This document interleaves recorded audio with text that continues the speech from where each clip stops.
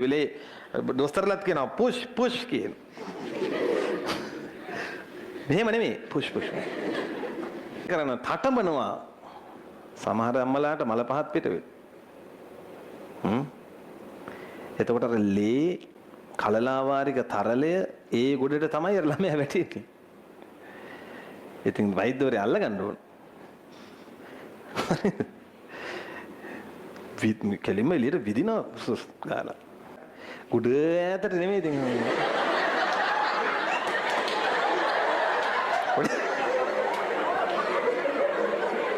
පොඩි දුරයි.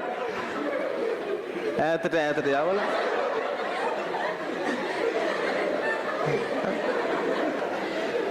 මොකද්ද? කලල බන්දය පිටතට තල්ලු වීම. ඔන්න ළමයා විහි වුණා. අම්මෝ නිකන් හිතන්නකෝ දැන්. හරි. දැන් නිකන් දාඩිය දාලා ළඟ ඉන්න දෙතුන් දෙනෙකුට ගහලා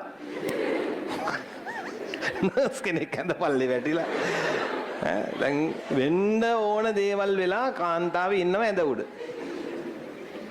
සමහර අයගේ යෝනි මාර්ගය ඉඩ මදි නම් මොකද කරන්නේ? තව යෝනි මාර්ගයක් ගන්න. ඒ යෝනි මාර්ගයේ ඉඩ මදි නම් මයම්මල කියන්න බලන්න මොකද කරන්නේ?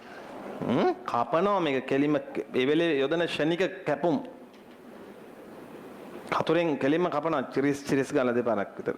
මම වැඩිපුර කියලා බෑ මන් දවසක් ඕක කියන්න ගිහින් නුවර පන්ති දික් ගාලා වැටෙන එක.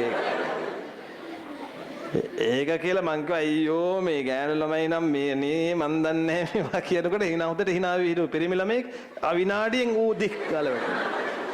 ඌ හොඳට hina වෙවි තිටි. දෙන්නයි. දැන් ප්‍රසූත වෙලත් නැහැ එහෙම උච්චගේ ගෑණියෙකුත් නැහැ කවුරුත් නැහැ කියලා විතරයි.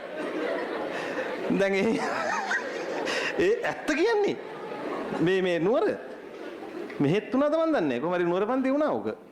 මම ඉතින් පළවෙනි ළමයා මේ එහෙම උනේ සමහරට මේ වෙන්ටිලේෂන් අවුල් කියලා AC එකත් පොඩ්ඩක් 26ට දාන්න කියලා.